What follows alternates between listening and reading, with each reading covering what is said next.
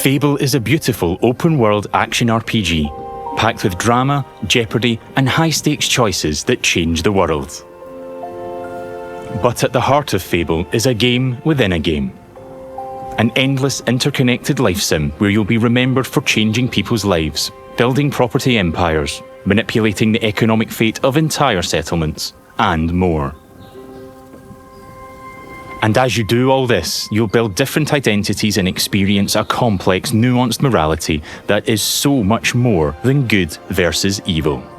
It's what you'll do in Fable when you aren't saving the world, and we call it building an extraordinary life. Let's dive in. Here I am in the middle of Oakshire, one of the 6 regions in our visually diverse open world. It's characterised by beautiful rolling hills and lush, colourful foliage, inspired by the British countryside. There are settlements of different sizes throughout the world, each with their own population, traits and landmarks. Albion is full of variety. We can see one of those settlements up ahead. Silverbrook, a peaceful farming town and the largest settlement in Oakshire.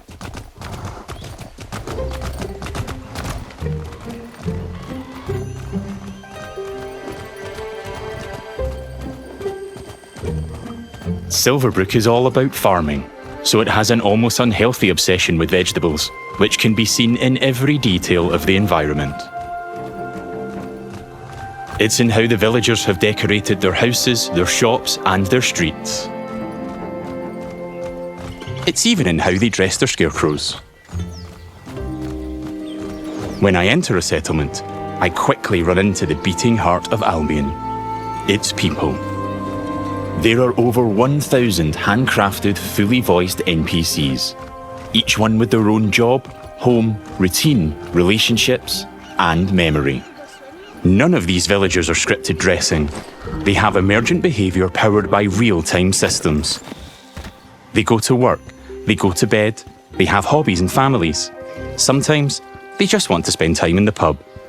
Albion feels alive because its people have lives. I've never been to Silverbrook, and because I've done nothing of note yet, Max the stable hand here is completely indifferent to me. Got a minute? What do you want then? So, if I ask him to follow me... Follow me. I don't deal with randos. He won't, and he thought I was weird. That's fair. Right then. Bye. Mind how you go, I guess.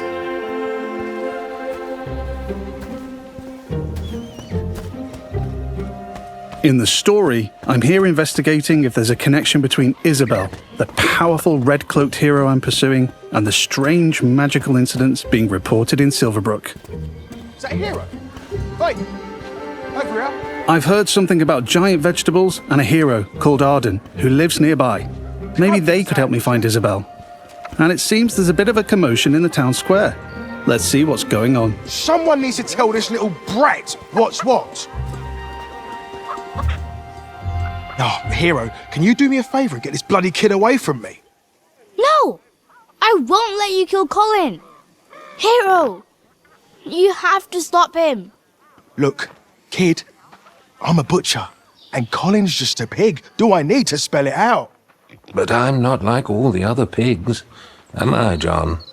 Oh, Look, I am not having this conversation with you again, Colin. Did I just understand that pig? Oh, yeah, the novelty wears off after a bit, trust me. Colin's special! Please. We can eat something else at this little travel feast. Well done. People are expecting a hog roast, kid, and I've been preparing this pig for ages. But I've only just learned to communicate. Who knows what else I could achieve? I've got potential, hero. Don't let me end up on a spit. Please. Well, this certainly qualifies as a magical incident. What you're seeing here is not a cinematic. It's just one of the hundreds of story conversations in our game. We have over 2 hours of high-quality, performance-captured cinematics, just like the ones you've seen in our trailers. But in these conversations, you'll make hundreds of branching dialogue choices that change what happens and how people feel about you. It's important to note that every choice has a consequence. It's up to me if Colin lives or dies, and I think he should live. I mean, come on, he's a talking pig. Let the pig live. Yes! Thanks, hero. I knew you'd understand. No hard feelings, John. You don't make the decisions here. This is my pig, bought and paid for. I can see his point, so I'm going to pay the butcher. What's the pig worth to you? I'll cover it. Oh, it's not just a pig. It's provisions, labour, faff. We're talking thousands. 2,000 gold. That seems pretty steep. All right, Colin's worth it. Here. This should cover your expenses. Fine. Those rumours about Dave's veg better be true. Feast going vegan this year. Hero! You saved Colin.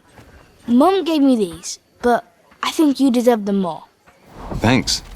Maybe you could help me back. The guild sent me. There's been reports of strange things happening around here. Like what? Who's in charge around here? And where's Arden, the hero? Arden doesn't really come around here anymore. You should try the sheriff. His office is nearby. Come on, Colin. Let's go. I've spared Colin's life. I've also gained reputations as virtuous and shrewd. In Fable, every action generates local reputation. You'll eventually be known for the reputations you build, and everyone will judge you on their own moral terms, often directly. Nice way. And this is at the centre of our complex, nuanced take on morality, evolving beyond just right and wrong. It reflects real life, where morality is multifaceted and subjective. One person's good is another person's evil. I'm saving something. Even being merciful will divide opinion. Let's chat to some other folks and see what they think about me. Hello there. Hey, you're that hero. This is Jack the Beggar. He's a commoner who's unemployed right now, which is a shame, given he's a hard-working sort of person. On the right is how he feels about me. Jack likes my virtuous reputation and thinks I'm principled. Other NPCs might feel differently about my choices, because each has their own moral view on the choices you make. There are lots of ways to interact with NPCs. I'm going to give some gold to Jack, because he seems nice, and he's a bit down on his luck. For you. I hope it helps. Oh, this is going straight in my pocket. Cheers. He was grateful for that, and he felt I was being kind. Let's give him a bit more. Here. Don't spend it all at once. This takes the edge off. Thank you. That made an impact. I've gained a reputation for being kind, and I'm known for it across Silverbrook. Everything you do has a consequence. Let's leave Jack. So long. You're like a breath of fresh air, you know? I do like Jack, though. Maybe I should buy him a gift. There are lots of shops with different stock across Albion. Let's go to the general store across the street to see what they have. Every business has NPCs working in them as part of their daily life. Just like Megan here. This is some quality stuff. Welcome, hero. What can I do for you? Doing my deal to save Colin gave me a shrewd reputation, and Megan here is a fan. She's an ambitious commoner, and she thinks I'm savvy because of my earlier deal-making. Every NPC has unique characteristics driving who they are and what they think of you. You know what? Forget Jack. He's dead to me. I'm going to try flirting with Megan. Phew. Is it hot around here, or is it just you? Well, aren't you confident? Between you and me, I've always wanted to swoon. That went well. Megan thinks I'm charming and flirty, and I've started to build a reputation for it in Silverbrook. Let's ask her out on a date.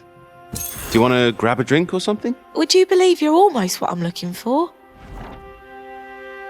Clearly she's interested, but I'm not worthy of her time just yet. She wants to date an entrepreneur who owns their own home and only wears fancy clothes. They're high standards. She is ambitious after all. All right, I'm invested in taking Megan on a date.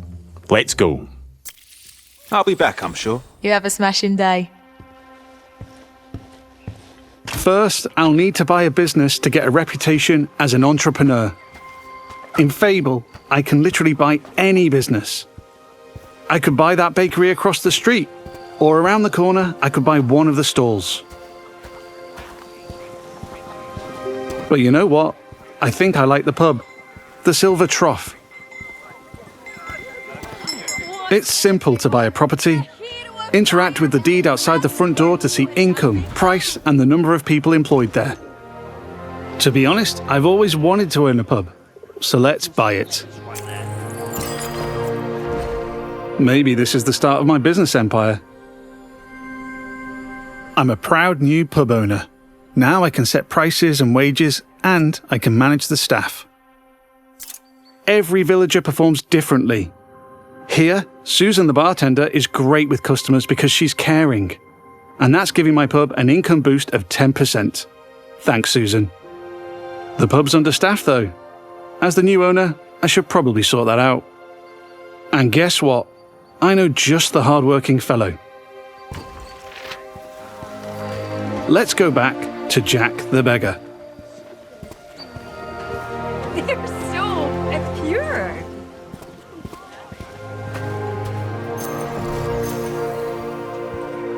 I've also gained reputations as an entrepreneur and as rich, because I bought the pub and it cost me a ton of gold. Stick of rock with good in a minute. Jack, you're no longer dead to me. Hi there. Hey, you. Jack still likes me for my kindness earlier, but I like that Jack is hard-working, so I'm going to give him a job in my pub. Got a job, if you're interested. I can probably do that, yeah. I can hire anyone, providing they like me enough to accept my job offer. Great. Jack is thankful I've made a positive impact on his life. He's no longer a beggar, and he's now a bartender. Cheers. Yeah, makes sense. There are so many other people to talk to. Villagers react to the reputations you build, They'd help with anything. and they remember the things you do to them. Now the pub is fully staffed, and Jack can head off to work. Incredible. Take your time, Jack. Next, I need some fancy clothes. Let's head to the tailor. What a cheeky charmer. There are lots of places I can update my look.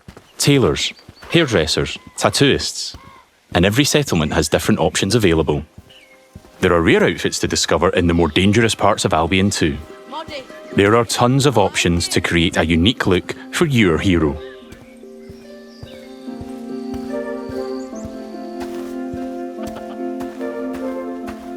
This place looks fancy. Let's head inside.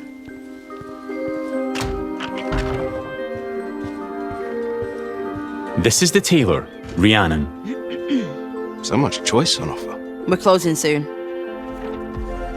Just like real life, wealth is a divisive topic, and Rhiannon has her own views.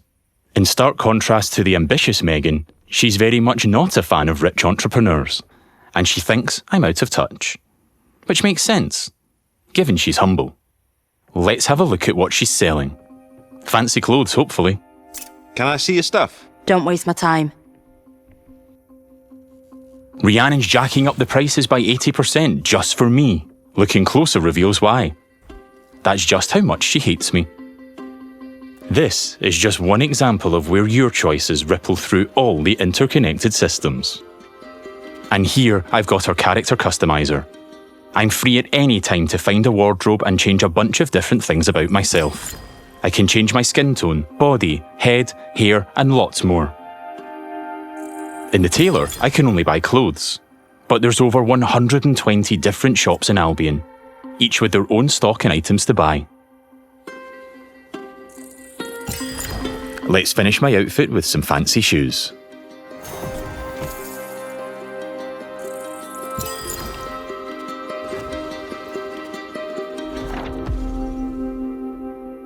See you, Rhiannon. Take care. Yeah, alright. We don't get on, but it's been a pleasure. Now I'm really looking the part. Let's check on my relationship with Megan. At any time, I can dip into property and people screens to track my loved ones, of which there could be many, because I can have relationships with everyone in Albion if I like. It would just take a while. While I'm here, I can see the reputation cloud on the right. It shows me what I'm known for in Silverbrook, as an entrepreneur, rich, kind, shrewd, and virtuous. On a single moral scale, these reputations would be seen the same way, as absolutely good or evil. However, as we've seen with Megan and Rhiannon, Fable's morality reflects the complexity of judgment we see in the world today, where everyone has their own moral view. The last thing left for Megan is to own a home. I'm a bit short on cash though, seeing as I paid a fortune to save Colin and bought a pub.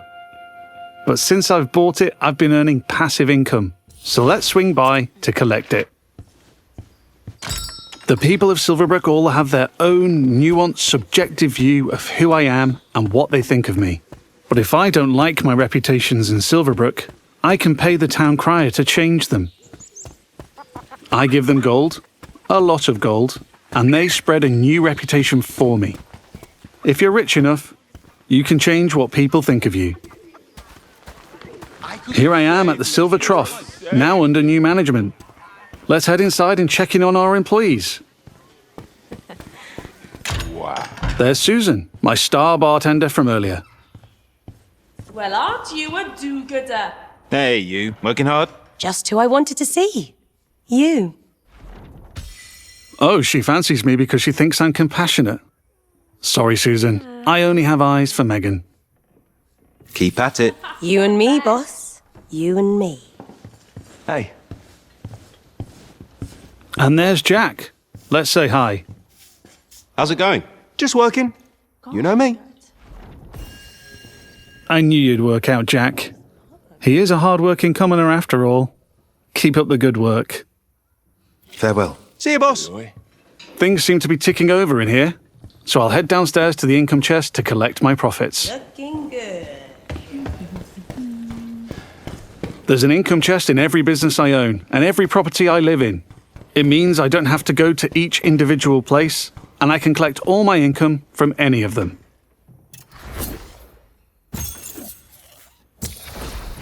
I've got a decent amount of gold now.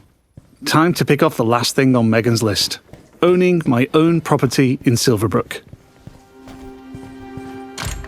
Let's go house hunting. I can buy literally any house in Albion. It would just take a while, and quite a bit of gold. But I like the look of this one. Nice garden, rural views, weird hairy pig statues out front. Let's have a look. Looks like I don't quite have enough money. That's a shame, but one thing I can do is pick up a shift at a job. There's a blacksmith just down the road. Hopefully I can go earn enough gold there. Going on dates, buying properties and businesses, and doing jobs are all part of the interconnected Fable experience. It really adds to the sense of immersion when I can take a break from saving the world to change the lives of the people around me and discover how the simulation reacts.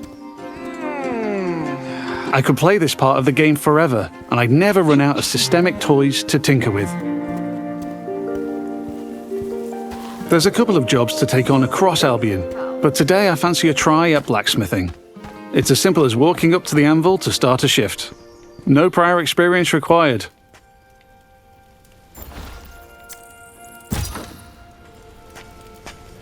In the interest of time, we've reduced the time limit here, but regardless, it's a classic case of risk versus reward.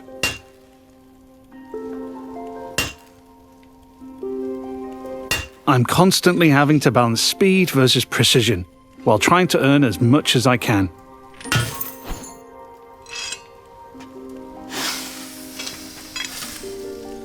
I need to hit all the hotspots to complete an item, but if I manage a perfect hit, just like that, I earn a multiplier on my gold.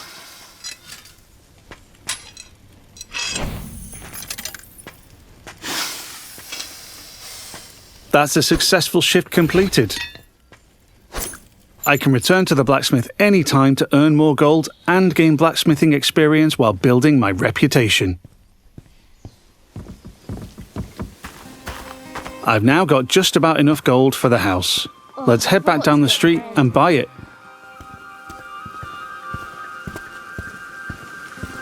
There are guards stationed in every settlement. They're always there to keep a watchful eye on the villagers and probably two eyes on a hero. If I get caught committing crimes, I'll find myself in trouble with the law, and that will change what people think of me.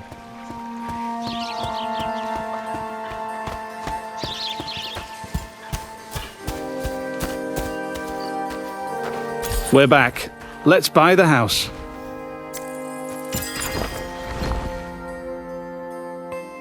Now I'm the owner, I can hike up the rent or even make it free if I'm feeling charitable. I can manage my tenants too. I can let them stay and keep collecting the rental income, but I want to move in myself, which gives me the choice to just chuck them out on the street or be nice and give them a bit of gold to leave. And if I chuck them out, that would cause me to be known as heartless. And I'm trying to be nice right now in case I ruin things with Megan.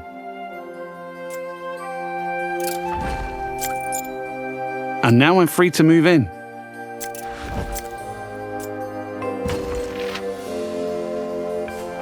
Let's look around. Home sweet home. I can buy any house in Albion. And while this one lacks some square footage, there are huge houses, even mansions I can buy throughout the game. Looks like the tenants left some stuff behind. Awful fans, apparently.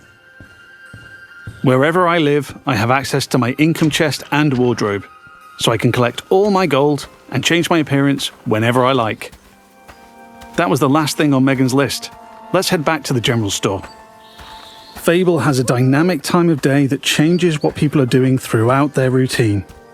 It's still the afternoon, so hopefully Megan is still working. If I'm too late, she'll be back home in bed. And there's my new pub with some customers in the beer garden. I love well for the hero. Now we're back at the general store. On the market. Let's find Megan. A big smile and a bigger heart. Just the person I wanted to see. Still interested? I've ticked off all Megan's dating goals, so now my chances of romance are much improved. Let's ask her on a date again. How about a date? A date? Oh, I'm chuffed to bits. I can offer a gift to increase my chances of a date being a good one. As tempting as my new offer is, I'm going to give Megan flowers instead. I think she'll like them more.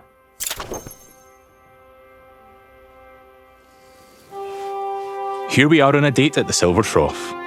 Hope I'm getting free drinks.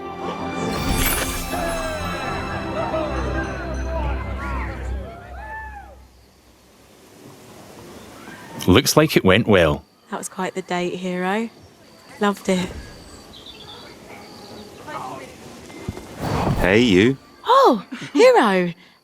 Yeah, that date was just brill. Megan found me quite charming. I'd like to make things official, so I'll ask her to be in a relationship with me. So what do you say? Ready for something more? And what a lovely couple we'll make. Whatever comes next, I'm with you. It's official. That's not the end, though. I could build this relationship a lot more. We could get married, which comes with its own set of goals. We could move into my house and start a family. And I can even hire her for one of my businesses. Things could go the other way too. I could break up with Megan, or divorce her in future. Or I might make choices that make her divorce me. There's lots of ways I could change her life. and she'll remember. But we've seen enough romance for now. Bye, Megan. I have to go. But you're welcome to watch me leave. You have a lovely time, sweetheart. Before we go, I've only really demonstrated what it's like being an upstanding citizen in Silverbrook. Our game is one full of contrast, though. Modest. Yeah, I like it. Where I decide the kind of hero I want to be. So let's briefly explore what it's like if I'm not so nice. Hi, Susan. Nose to the grindstone. Love to see it. Lovely to see you, boss. Sorry, Susan. You're fired. Yeah. You're fired. Sorry. You're gonna regret that, swine. She's not happy about that, and she thinks I'm being heartless. But because in Fable morality is subjective and varies from person to person, not everybody will have a problem with that.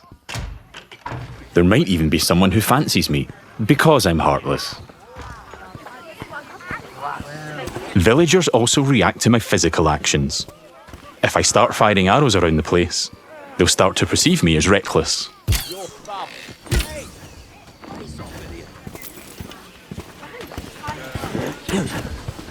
I can even take pot shots at the locals if I want.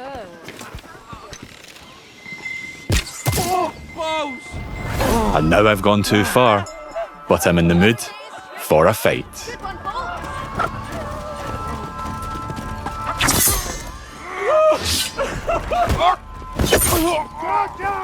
In Fable, you can express yourself with your own combat style, combining strength, skill, and will in style-weaving combat.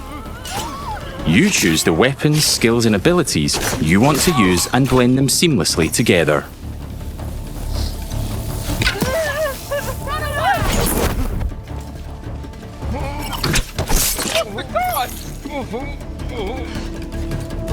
Stay still, please.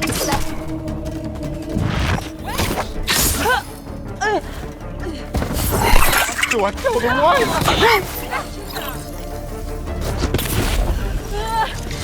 Stop resisting!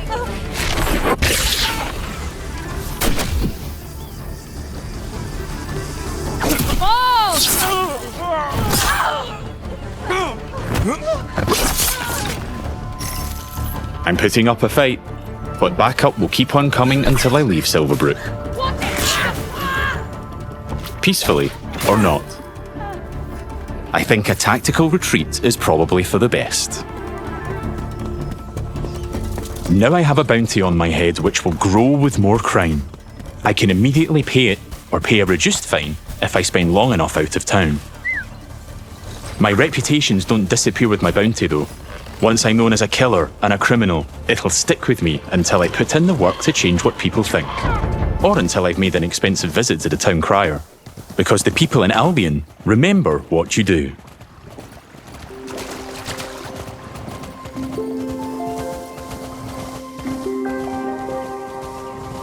Over the past 25 minutes or so, I've bought a pub and a house, been a landlord, and changed a beggar's life. I've customised my look, saved a magic talking pig, fought the law, and I've built a relationship with just one of Albion's 1,000 handcrafted, fully voiced NPCs. And here's the reputation cloud again. I'm rich and charming because of my spending habits and my relationships. I'm also a criminal and a killer due to my reckless behaviour and fighting with the guards. Yet, I'm shrewd for saving Colin and an entrepreneur because I bought the Silver Trough. I've built a complex, rich identity in Silverbrook, which the people there will react to through their own moral view. I'm not simply good or evil. I'm so much more than that. There are many more settlements across Albion to explore. My identity is mine to create in each one, and everyone will have their own perspective on what I do as I build an extraordinary life. Thanks for watching, and stay tuned for more in-depth Fable information as we move closer to our launch.